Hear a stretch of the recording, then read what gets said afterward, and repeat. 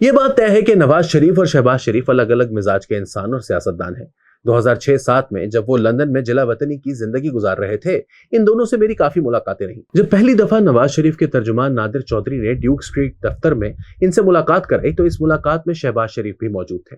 اس سے پہلے میں نواز شریف سے جنوری 2005 میں جدہ میں بھی مل چکا تھا، جس کی سنسنی خیز تفصیلات میری کتاب ایک سیاست کئی کہانیاں میں موجود ہیں۔ لندن میں ہونے والی ملاقات میں نواز شریف پاکستان کے حالات جاننے کے خواہاں تھے کہ پرویز مشرف کے دور اقتدار میں پاکستان میں کیا چل رہا ہے۔ جب میں نے اپنا تجزیہ دینا شروع کیا تو درمیان میں 2-3 دفعہ شہباز شریف نے لقمہ دیا، لیکن نواز شریف کو یہ بات پسند نہیں آئی۔ بالآخر انہوں نے اپنے چھوٹے بھائی سے کہہ دیا کہ شہباز صاحب، آپ کو روزانہ سنتا رہتا ہوں، مجھے ذرا رؤوف صاحب سے پاکستان کے کچھ حالات سننے دیں۔ شہباز شریف کو یہ بات اچھی نہیں لگی اور وہ کمرے سے اٹھ کر چلے گئے۔ خیر، جیسے کہا کہ دونوں کی شخصیات اور مزاج میں کافی فرق ہے، اس کے باوجود جتنا احترام شہباز شریف اپنے بڑے بھائی کا کرتے ہیں وہ بہت کم دیکھنے میں آتا ہے۔ اگر خاندان ابھی تک جڑا ہوا ہے تو اس میں شہباز شریف کا بڑا اہم کردار ہے، ورنہ مریم نواز اور حمزہ شہباز کے درمیان جن اختلافات کی خبریں آتی رہیں، اس کے بعد شاید یہ خاندان اکٹھا نہ رہ پاتا۔ پارٹی قیادت اور اقتدار بڑی ظالم چیز ہے، یہاں کوئی کسی کا سگا نہیں ہوتا۔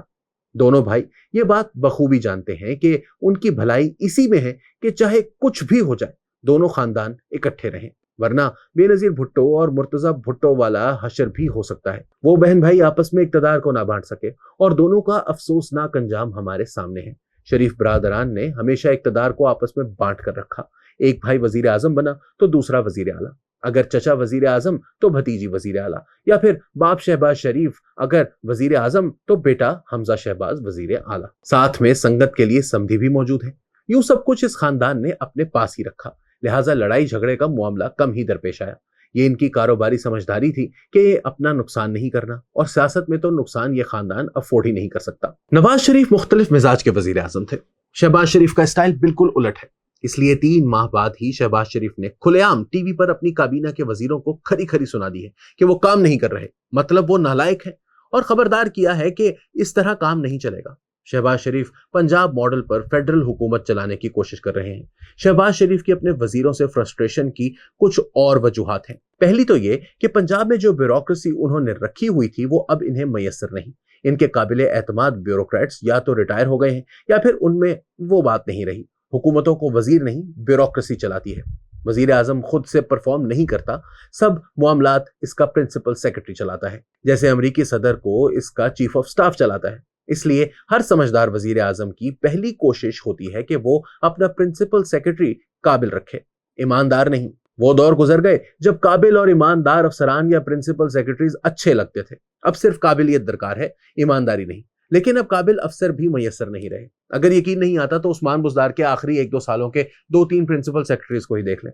ایک کے بارے میں تو خواجہ آصف نے قومی اسمبلی کے فلور پر کہا تھا کہ اس نے 2 بیٹیوں کی شادی پر 2 ارب روپے سلامی اکٹھی کر لی تھی۔ 2 ارب اکٹھا کرنے کے بعد وہ گریڈ 22 میں فیڈرل سیکرٹری بھی لگ گیا تھا۔ اب تو خیر بیوروکریٹس کی وہ کلاس بھی نہیں رہی، اب تو ایوریج سے بھی نیچے کی لوٹ آ گئی ہے۔ بعض فیڈرل سیکرٹریز سے مل کر لگتا ہے کہ وزارت کا کلرک ترقی کے سسٹم کی مہربانی کی وجہ سے فیڈرل سیکرٹری لگ گیا ہے، اسی لیے اب شہباز شریف کو کام کرنے والے وزیر درکار ہیں۔ نواز شریف کابینہ کے اجلاس تک نہیں بلاتے تھے، لہٰذا انہیں وزیروں کی پرفارمنس سے کوئی غرض نہیں تھی۔ کابینہ کے اجلاس تو رہے ایک طرف، نواز شریف 1-1 سال تک قومی اسمبلی اور سینٹ کے اجلاسوں میں بھی نہیں جاتے تھے۔ ان کی حکومت اسحاق ڈار چلاتے تھے۔ یوں نواز شریف کو کبھی اپنے وزیروں سے کوئی شکایت پیدا نہیں ہوئی، نہ انہوں نے کبھی کابینہ اجلاسوں سے شہباز شریف کی طرح طویل خطاب کر کے کابینہ پر روب جھاڑنے کی کوشش کی۔ اسی لیے سب لوگ نواز شریف کی ملنساری کی ہمیشہ تعریف کرتے ہیں، جبکہ شہباز شریف مختلف طریقے سے کام چلا رہے ہیں۔ جب تک ٹی وی چینل پر بریکنگ نیوز نہ چلے کہ وزیر اعظم برہم ہو گئے، افسران کو ڈانٹ دیا، شدید غصے کا اظہار کیا، چھٹی کرانے کی دھمکی دے دی وغیرہ وغیرہ، وہ اپنی کارکردگی سے خوش نہیں ہوتے۔ اس لیے روزانہ ان کی media team T V channels یا سوشل میڈیا پر اور کچھ چلوائے یا نہ چلوائے، یہ خبر ضرور چلواتی ہے کہ فلاں اجلاس میں وزیر اعظم برہم ہو گئے، افسران پر برس پڑے، وزیروں کو وارننگ دے دی۔ ان کے خیال میں اس سے یہ تاثر ابھرتا ہے کہ وزیر اعظم ملک اور قوم کے لیے کتنے پریشان ہیں، وہ راتوں رات ملک کی ترقی چاہتے ہیں، اس لیے کسی نالائق کو برداشت نہیں کریں گے۔ مزے کی بات یہ ہے کہ جن وزیروں اور افسران پر وہ برہم ہو رہے ہوتے ہیں وہ سب ان کے لاڈلے ہیں۔ اس دفعہ تو کابینہ کی ساری ٹیم ان کی اپنی بنائی ہوئی ہے، اس میں پیپلز پارٹی یا دیگر پارٹیوں کے وزیر نہیں ہیں جن پر ان کا پی ڈی ایم حکومت میں زور نہیں چلتا تھا۔ اس وقت وہ بہانہ تھا کہ یہ مخلوط حکومت ہے، لہٰذا وہ پرفارم نہیں کر رہے یا کر پا رہے، اس لیے وہ 2/3 سیٹیں مانگتے تھے ताकि अपने वजीर और अपनी हुकूमत हो और वो किसी से ब्लैकमेल ना हो। अब तो फिर सब इनके अपने वजीर, अपने बंदे, फिर वो परफॉर्म क्यों नहीं कर रहे? कहां गई वो काबिलियत, कहां गए वो दावे कि हम तजुर्बेकार हैं? इमरान खान के खिलाफ इनका सबसे बड़ा नारा यही था कि वो ना तजुर्बेकार है, मुल्क को डुबो देगा। इसे क्या पता कि मुल्क कैसे चलाना है, क्योंकि इसने तो कभी जिंदगी में एक यूनियन काउंसिल तक नहीं चलाई, ना हाउस की पार्लिमानी कमेटी। इसीलिए उस वक्त कहा जाता था कि हुकूमत नवाज शरीफ की तजुर्बेकार टीम को दें। जब इमरान खान अपने दौरे हुकूमत में अवामी तवक्कुआत पर पूरा नहीं उतर रहे थे और मसाइल बढ़ रहे थे, तो उस वक्त बड़े फख्र से नवाज लीग कहती थी कि हम ना कहते थे कि ये ना तजुर्बेकार मुल्क को डुबो देंगे। आखिरकार बाजवा साहब मान गए कि तजुर्बाकारों को ही वापस लाना चाहिए। यूं अनाड़ी से जान छुड़ाकर तजुर्बाकार सियासी मिस्त्री ले आए।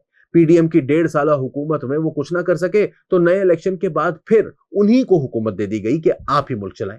अब वो तजुर्बेकार कह रहे हैं कि उनकी टीम नालायक है, वजीर काम नहीं कर रहे, वो सहल पसंद हो गए हैं। वो सहल पसंद कैसे ना हो जब उन्हें इल्म है कि नालायकी के बावजूद उन्हें कुछ नहीं कहा जाएगा, उन्हें हारने के बावजूद जितवा दिया जाएगा। अगर मौजूदा वजीर नालायक हैं तो जो उनकी जगह लेंगे वो कौन से लायक हैं? लायक होते तो इनसे पहले वजीर ना बने होते। इस दफा कारकर्दगी का मुकाबला लायक वजीरों में नहीं बल्कि नालायकों में है।